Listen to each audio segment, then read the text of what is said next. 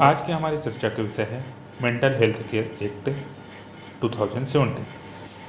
मानसिक रूप से अक्षम व्यक्तियों के लिए यह अधिनियम वर्ष 2017 में बनाया गया।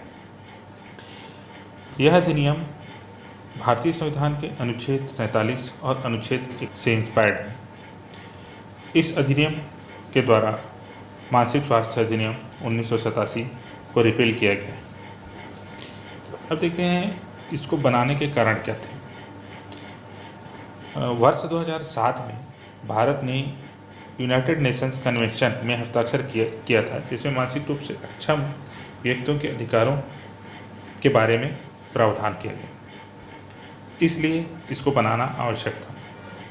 अब देखते हैं इसकी ज़रूरत क्यों है। यदि भारत में देखा जाए तो लगभग 6 से 7% लोगों को मानसिक बीमारी है और इनमें से लगभग 1 से 2% लोगों को गंभीर रूप से मानसिक बीमारी है। यदि आकलन किया जाए तो लगभग 15 लोग प्रति घंटे मानसिक रूप से बीमार व्यक्ति लोग आत्महत्या करते हैं। इस हिसाब से यदि देखा जाए तो साल भर में करीब 1,31,000 लोग आत्महत्या कर लेते हैं। विश्व में जितने भी मानसिक रूप से अक्षम व्यक्ति हैं उनमें से लगभग 15% लोग भारत में ही रहते हैं। यदि अध्ययन यह भी बताता है कि 10 में से 1 व्यक्ति को ही जो कि मानसिक रूप से बीमार है उसको सही तरीके से इलाज हो पाता है, बाकी लोगों को का इलाज नहीं हो पाता। इसलिए यह मेंटल हेल्थ केयर एक्ट बनाया गया है। अब देखते हैं इसमें महत्वपूर्ण प्रावधान क्या क्या है। इसमें यदि कोई मानसिक रूप से बीमार व्यक्ति आत्महत्या करता है तो उसे अपराध नहीं माना जाएगा। पहले यदि देखें तो भारतीय दंड संहिता की धारा 309 के तहत यदि कोई व्यक्ति आत्महत्या का प्रयास करता है, भले वो मानसिक रूप से बीमार व्यक्ति रहा हो, उसको 1 साल के कारावास का सजा का प्रावधान किया गया था, जबकि इस अधिनियम के लागू होने पर वह धारा 309 IPC के तहत अपराध नहीं होगा। अन्य देश भी हैं जिन्होंने इस मानसिक रूप से बीमार व्यक्ति के द्वारा यदि आत्महत्या का प्रयास किया जाता है तो उसको डिक्रिमिनलाइज कर दिया है, जैसे मिस्र, न्यूजीलैंड, ऑस्ट्रेलिया, स्पेन इत्यादि। पर अभी भी कुछ ऐसे देश हैं जिन्होंने इनको डिक्रिमिनलाइज नहीं किया है, अर्थात मानसिक रूप से बीमार व्यक्ति यदि आत्महत्या का प्रयत्न करता है तो अभी भी ऐसे देश हैं, पाकिस्तान और बांग्लादेश, जहाँ की वह अपराध है। इसलिए यदि देखा जाए तो एक मोरल और अंतर्राष्ट्रीय दबाव था कि इसको डिक्रिमिनलाइज किया जाए। अब इसमें यह भी प्रावधान है कि गवर्नमेंट हॉस्पिटल में सरकारी फंड से मानसिक रूप से बीमार व्यक्तियों का आवश्यक रूप से इलाज किया जाएगा। यदि कोई गरीब व्यक्ति है, मान लिया जाए, यदि उसके पास BPL का कार्ड भी नहीं है, फिर भी उसका मुफ्त में इलाज किया जाएगा इस प्रावधान के तहत। और अमूमन देखा जाता है कि कोई भी मानसिक रूप से बीमार व्यक्ति है उनको शॉक थेरेपी दिया जाता है, तो यह बच्चों को किसी भी परिस्थिति में नहीं दिया जाएगा।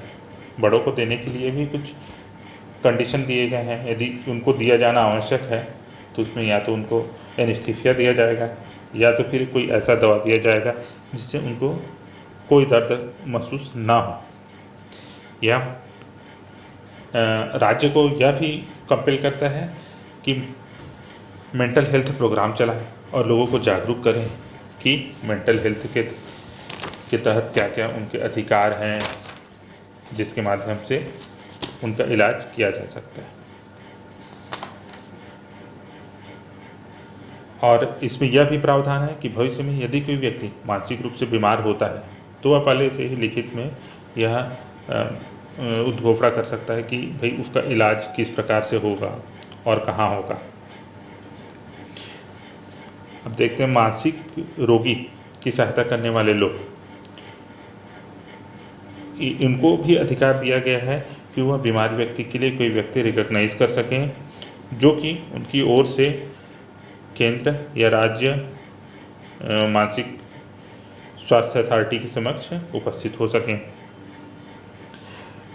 यह अधिनियम यह भी प्रावधान करता है कि मानसिक रूप से बीमार व्यक्तियों के इलाज तथा अन्य बातों को गोपनीय रखा जाएगा, जैसे कि उनके फ़ोटो हैं या कोई सूचना है, उनको उनकी सहमति के बिना उजागर नहीं किया जाएगा।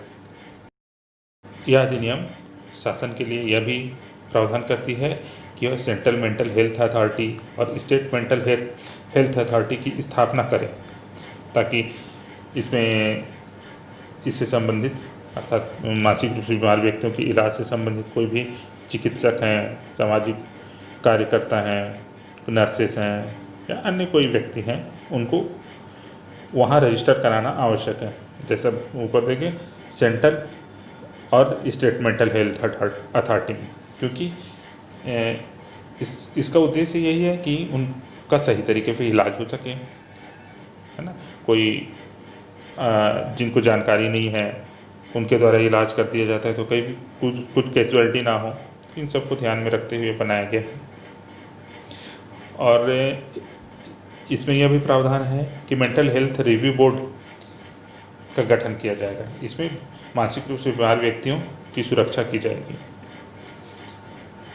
देखते हैं, मानसिक रूप से बीमार महिला के संबंध में भी प्रावधान है कि यदि कोई मानसिक रूप से महिला बीमार है तो उसके बच्चों को किसी परिस्थिति में अलग नहीं किया जाएगा, जबकि एकदम आपवादिक परिस्थिति में उनको अलग किया जाएगा कि उसके बिना उसका इलाज संभव ही नहीं है, बिना बच्चे को अलग किए। उसी परिस्थिति में ही माँ को बच्चे से अलग किया जा सकता है। देखिए, ये जो प्रावधान है, यदि इनका उल्लंघन कर दिया जाता है तो इसमें 6 माह का कारावास है या 10,000 रुपये जुर्माना या फिर दोनों से दंडित किया जा सकता है। यदि कोई व्यक्ति बार बार उल्लंघन करता है तो उसको 2 साल का कारावास हो सकता है या 50,000 से 5 लाख रुपए तक का जुर्माना हो सकता है या फिर कारावास और जुर्माना दोनों हो सकता है। इस अधिनियम के अंतर्गत इलाज के बाद भी बीमार व्यक्ति यदि ठीक हो जाता है तो उसके पुनर्वास की भी व्यवस्था की जानी है, ताकि वह भविष्य में सम्मानपूर्वक जीवन जी सके। आप सभी श्रोतागण को धन्यवाद।